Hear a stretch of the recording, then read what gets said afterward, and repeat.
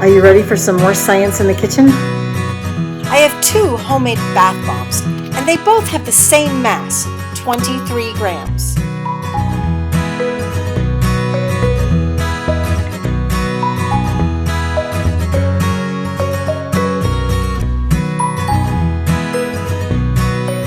I have 2 glasses with liquid in them. Is there a difference?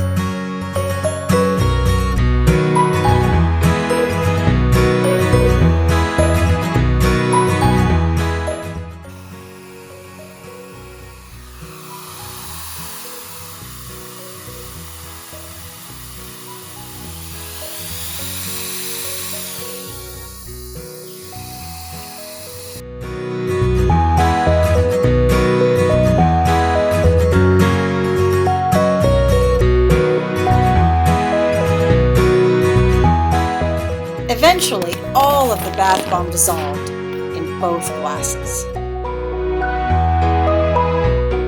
So what do you think the difference was between the liquid in the 2 glasses? So how can you figure out what is happening here? What kinds of questions can you ask? And remember all the components of a phenomenon that we should consider when we try to understand deeply what is happening.